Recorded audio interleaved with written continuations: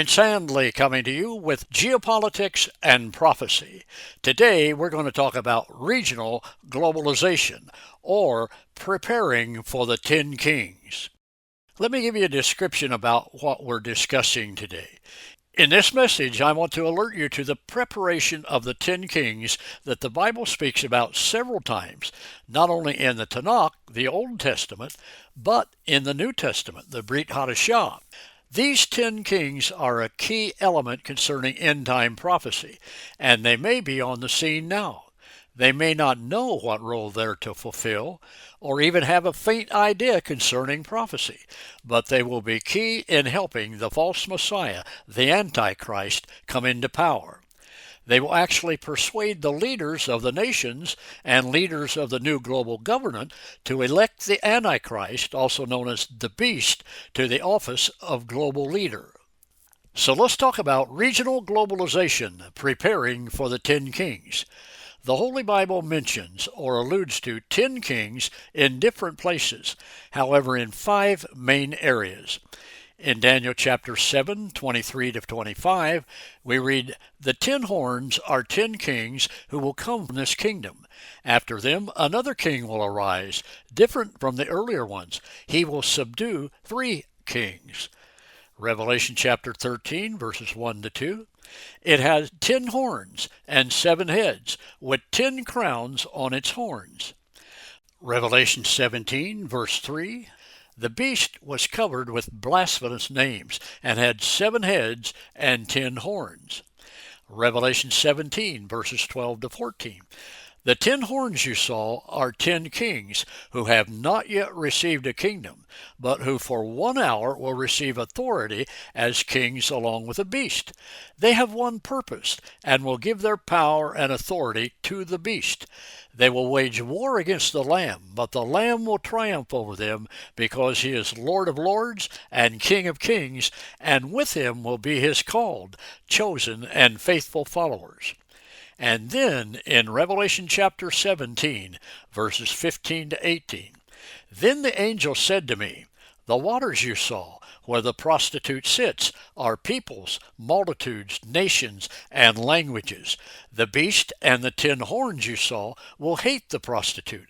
They will bring her to ruin and leave her naked. They will eat her flesh and burn her with fire. For God has put it into their hearts to accomplish his purpose, by agreeing to hand over to the beast," that's the 10 kings agreeing to hand over to the beast their royal authority, "until God's words are fulfilled. The woman you saw is the great city that rules over the kings of the earth." My friend, these 10 kings have an important part to play in end-time geopolitics with Satan. Now here's something important you need to know. There is already a push towards globalism by many. You and I know that. International bodies and groups like WEF, World Economic Forum, CDC, Centers for Disease Control, and of course the United Nations. But I want to alert you to a development that many are not aware of: regional globalism. You can study my teachings on globalism at the University of Excellence under One World. I've placed a link for that in the show notes of this podcast. The Holy Bible prophesies globalism. The Holy Bible prophesies globalism, which has been in the works for decades, we know, and which the Holy Bible alludes to as a global key for the end times. My friends, study Revelation chapter 13. When the new global leader, the false Messiah or the Antichrist, takes control, he's going to rule for 7 years, but in the middle of the 7 years, for 3.5 years, for 42 months, unleashed evil will invade the earth. However, I want to alert you to a development that many are not aware of: regional globalism. There is a breaking away by many nations that are in the globalist movement to regional conglomerates that meet their needs more specifically, by trade, by ideology, by self-aggrandizement, and by military protectionism. Now here's something else you need to know. Very important.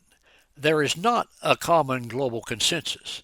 Instead of a common opinion, many countries want to align with like-minded countries, other countries that specifically meet their needs or provide trade or economic advantages. The West, that's including the USA and the EU, are being left behind in this regard. But what is the real reason for this regional globalism? The answer?